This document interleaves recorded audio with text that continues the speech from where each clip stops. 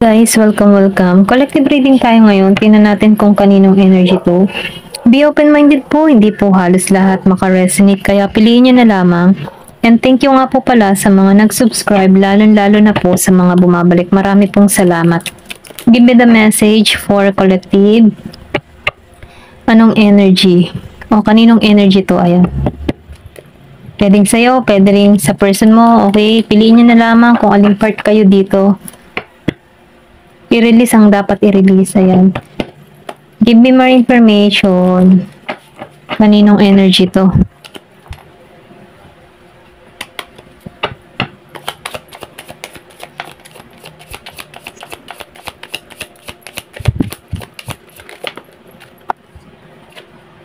Meron ditong 4 of Pentacles reverse. 6 of Wands reverse. Okay. Queen of Pentacles reverse. Give me more information. Kaninong energy to? So, meron ditong the Hermit reverse. The Emperor. Upright. Page of Swords. So, nakikitaan ko dito, no, meron ditong pagbabago magaganap. Meron ditong paglago. May expansion. Paglawak, okay? Kumbaga, no, marami kang natututunan, marami kang karunungan na nalalaman, ano, kumbaga, nadadagdagan ng iyong mga kaalaman dito. Ayan. Meron ako nakikita dito, 6 of Wands and 4 of Pentacles. Queen of Pentacles. So, meron ditong Aries, Leo, Sagittarius, Virgo, Capricorn, and Taurus. Meron ditong Gemini, Aquarius, and Libra. More Earth sign and Earth sign. Ito lang yung nakikita ko. And Air. Yung tatlo lang. Gemini, Aquarius, Libra, Virgo, Capricorn, Taurus, and Aries, Leo, Sagittarius. Okay. Tingnan natin kung ano tong mga to. Bakit lumabas tong 6 of Wands reverse? Kasi dito na lang sa card na to.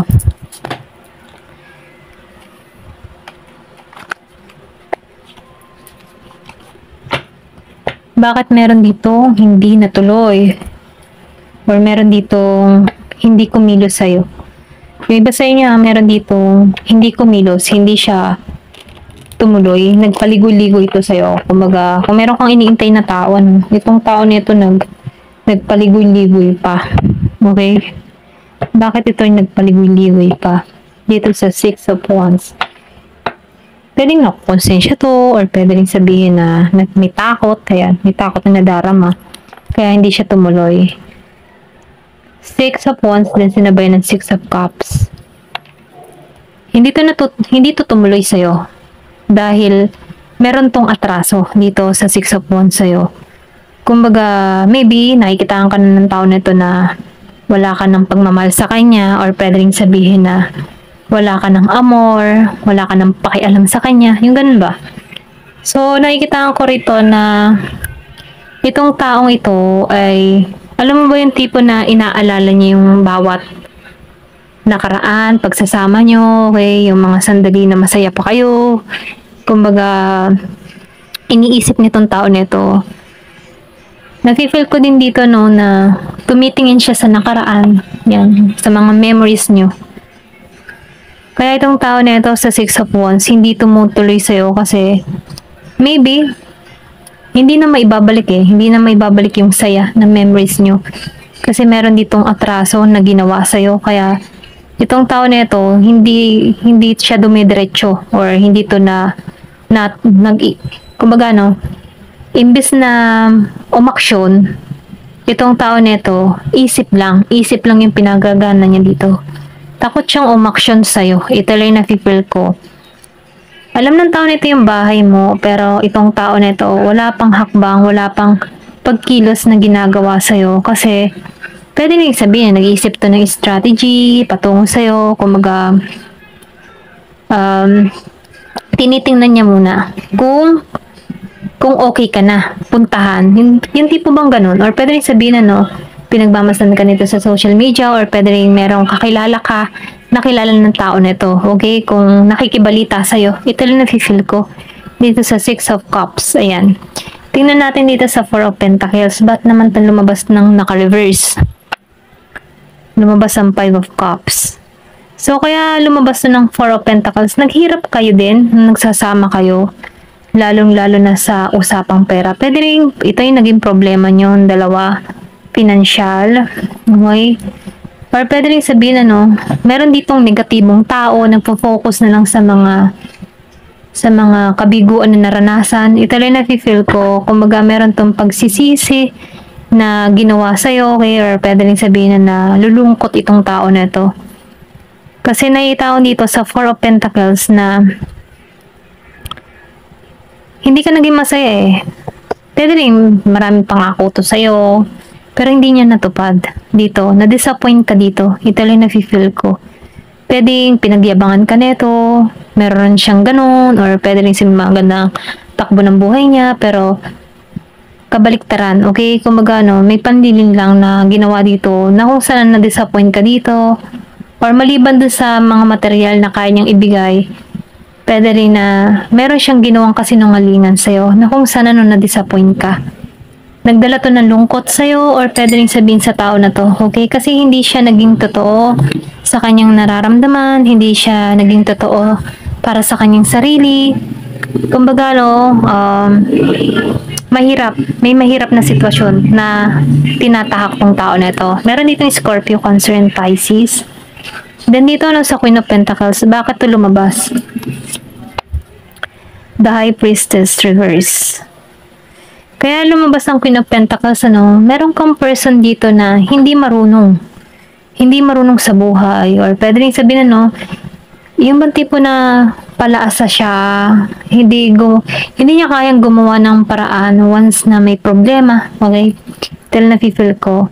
Kumbaga, no, meron din ditong tao na nawalan siya ng boses. Kumbaga, pwede rin sabihin, meron kang naka-partner dito na rude, siya lagi ang tama, hindi kanya pinagbibigyan, or pwede rin sabihin na hindi nagsusustento sa'yo, sarili niya lang yung iniisip niya.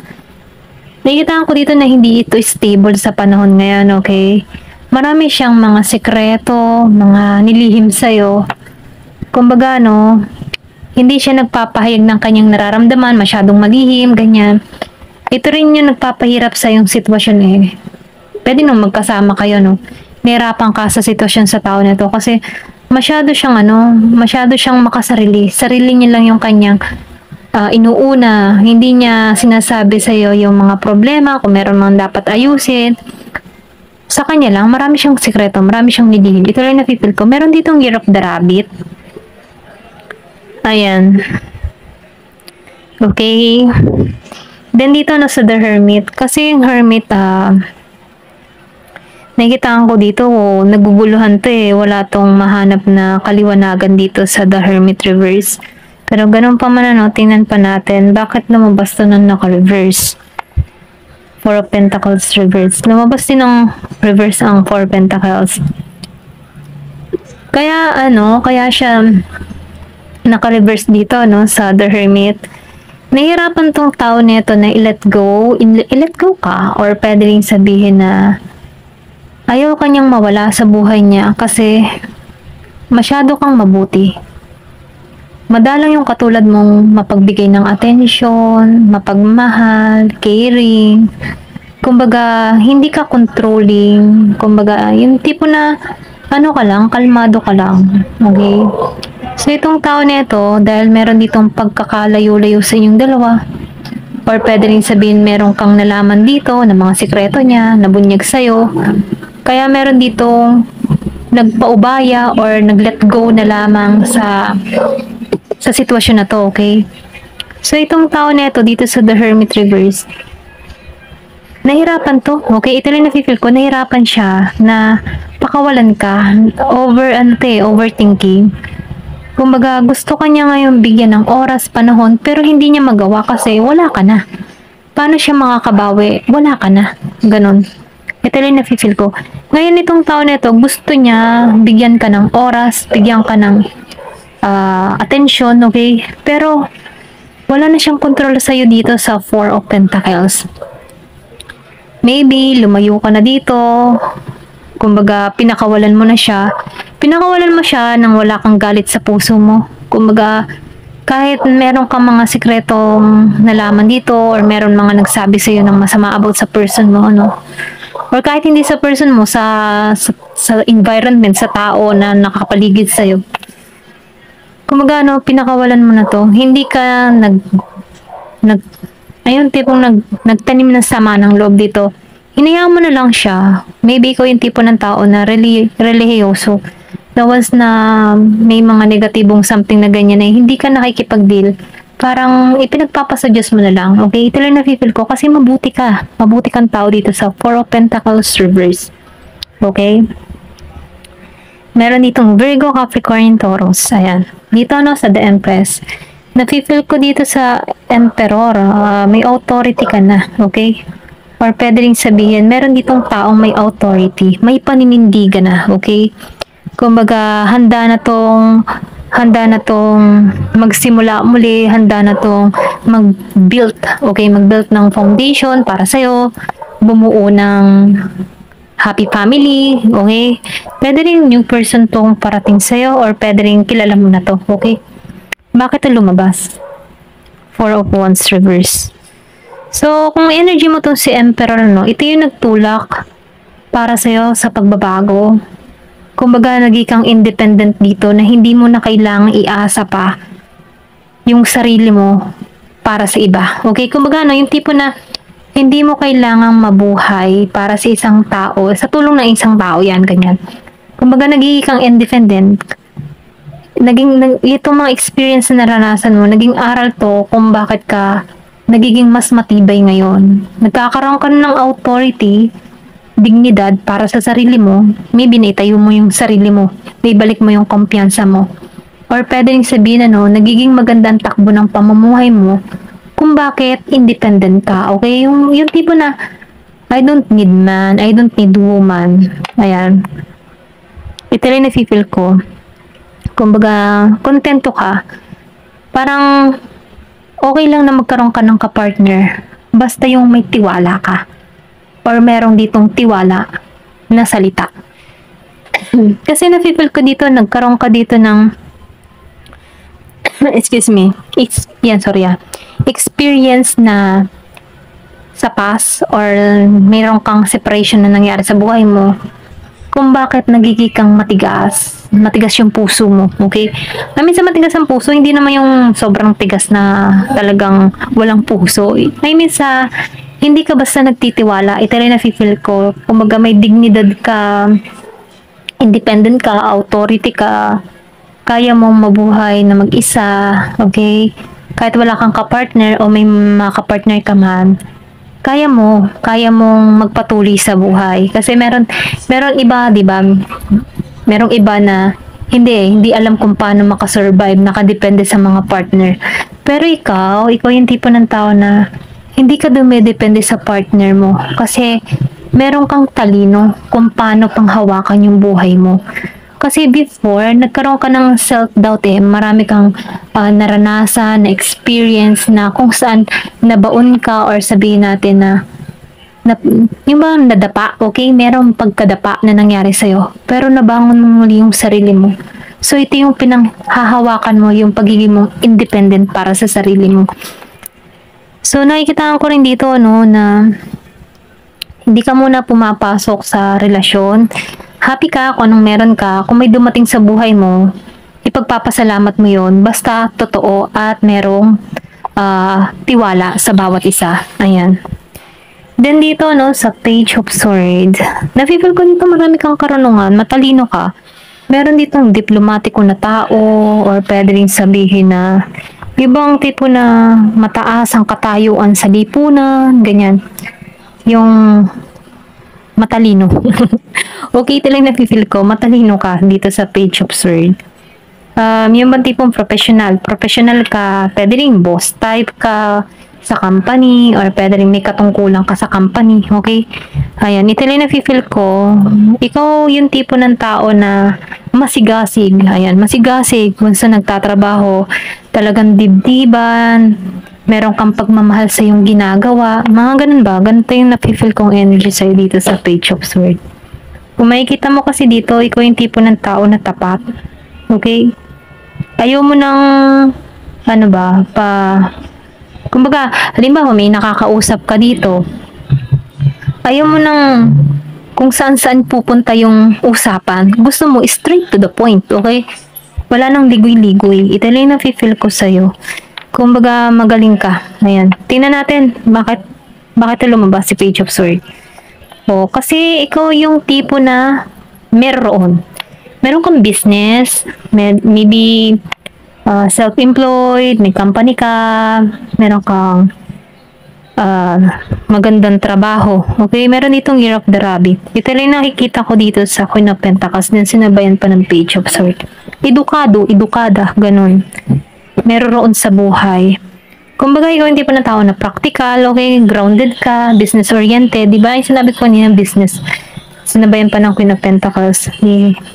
Nafe-feel ko dito yung pagiging mong mataas yung katungkulan mo, okay?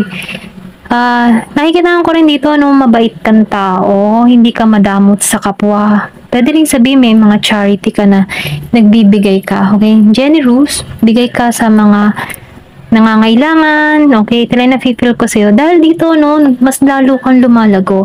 Yung pagiging mong mapagbigay sa iyong kapwa, ay doble-doble yung bumabalik sa'yo. Ito lang na-feel ko, okay? Kung single ka man, naghahanap ka dito ng tao na makakasama mo, yung tapat. Ito lang yung nakikita ko, tapat. Mapagkakatiwalaan mo. Ayan. Then, King of Wands. So, nafe-feel ko dito, Aries, Leo, Sagittarius. Meron ditong Gemini, Aquarius, and Libra, Virgo, Capricorn, and Taurus. Maraming magandang nangyayari sa'yo. May paglago, okay? Nagaganap yung paglago sa'yo dito sa Queen of Pentacles. Okay, kung sino ka man, maganda yung takbo ng pamumuhay mo, may paglago ka, business-oriented ka, okay? Mas nakatuon ka sa goal. Pero once na nagmahal ka, gusto mo ay yung tapat, okay? Yung tipo na hindi ka nagmamadali. Ito lang na-feel ko, hindi ka nagmamadali. Gusto mo ay yung kahit mabagal, pero mapagkakatiwalaan. Ganon, okay? Then dito sa King of Wands upright, bakit ito lumabas? Six of Pentacles reverse. So kaya ka nagiging masigasig dito, nagiging kang focus kasi meron ditong umabuso sa yung lakas.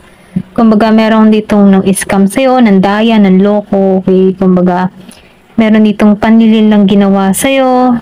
Kaya kung bakit nagiging kang King of Wands ngayon, dahil naranasan mo yung ganito na, abusuhin ka ng ibang tao, maybe napakabuti mo. So, may nag-take advantage sa'yo, okay, dahil meron ka dito sa King of Wands. Nagiging kang maayos. Pero na-feel ko dito yung pagbabagong nangyayari sa'yo. Kumbaga, nag-glow ka. Pwede rin sabihin naloko ka na dito. Yung iba sa inyo dito, Aries, Leo, Sagittarius, and Virgo, Capricorn, Taurus, kung naloko ka man kumbaga, meron ditong tao na inisahan ka, dinaya ka, iniskam ka. Inubuso yung yung kalakasan mo. Pero na-feel ko dito yung pagbawi, nabawi mo yung sarili mo, naibalik mo yung katatagan mo. Maybe before, parang paisi-isi ka lang sa buhay, ganyan. Pero ngayon nakikita ko dito yung pagiging mong seryoso Yung na-experience mong bad, ito yung nagtulak sa'yo kung bakit nagiging kang seryoso dito about sa buhay. Dahil dito, lumalago ka. Nagkakaroon ka ng maraming ideas, nagkakaroon ka ng maraming wisdom, okay? So, ito yung tumutulong sa'yo kung bakit nag-shine ka sa panahon ngayon dahil sa mga experience na naranasan mo na bad, okay? Ito yung nagtulak sa'yo kung bakit may pagbabagong nagaganap sa'yo dito. Renewal. Ito lang na-feel ko. May renewal na nangyayari sa'yo. Ayan. Meron ditong the moon. Bakit lumabas ang the moon? Na-feel ko dito na meron kang natutuklasan or pwede rin sabihin na sinusunod mo na yung kutob mo, yung intuition mo. Kumbaga, hindi ka na, alam mo na yung mga bagay-bagay na dapat alisan. Ito na yung nakikita ko sa damo. Knight of Swords. So, nafe-feel ko dito, meron ka ditong tao na, alam mo yung tipo na, sinukuan mo na to dito sa damon. Wala ka ng emotion na nararamdaman dito. Kasi lumabas na siya ng naka-reverse eh. Kumbaga, hindi mo na to hinihintay. Sinukuan mo na, tinanggalan mo na to. Pero ganun pa man, kung meron ka ditong person na Gemini, Aquarius, and Libra, Year of the Horse, nafe-feel ko dito yung action na gagawin na to. May pagkilos na to. Kasi wala kang pinakikitang interest dito. Pwede rin sabihin before, chat ka ng chat sa tao na ito. Ano ba? Kamusta ka na? Anong balita na sa'yo? Hindi ka pinapansin. So, na ngayon, nagbago ka. May pagbabagong nagaganap sa'yo. So, itong tao na ito, direkta tong pupunta sa'yo or gagawa na to ng action. Kasi, hindi ka na niya makita eh. Hindi niya na maramdaman yung energy mo. Okay? Ito lang yung na-feel ko. Bakit lumabas ang 3 of Wands? So, meron ditong The Emperor reverse. Then, lumabas ang 3 of Wands reverse. So, nakikita ko dito, nagiging kang malamig. Meron ditong tao na nagiging malamig, okay? Nagiging malamig yung pakikitungo or pwede rin sabihin na meron kasi dito nagkagulo, hindi nagkasundo dito sa 3 of Wands. Kumbaga, tinanggalan mo na to. Kumbaga, ayaw mo na dito. Kaya itong tao na ito, meron ditong meron kang tao na nakadil na immature. Kumbaga, itong tao na ito, may pagkaisip bata or pwede rin sabihin na hindi siya patient, okay? Pwede rin naumay ka na rin sa pag-uugali ng tao na ito kasi ganun yung pinapakita sa'yo. Parang, ano ba, itong tao na ito, meron pa rin mo nararamdaman to. Parang, wala, parang ang lamig niya, parang hindi mo maramdaman na seryoso to, okay? Kaya meron ka ditong inalisan or pwede rin sabihin na hindi ka na nag-iintay dito sa tao nito. Meron kang person dito na Aries, Leo, Sagittarius. Hindi mo na to inintay or pwede rin sabihin ikaw to, Hindi ka na nag-intay sa tao nito kasi immature eh. Hindi niya pinakikita yung kanyang true feelings para sa'yo. Ayan. Ito lang nakikita ko, medyo mahaba ng ating talakayan. Ayan, hanggang dito na lamang po. Thank you for watching and love and peace.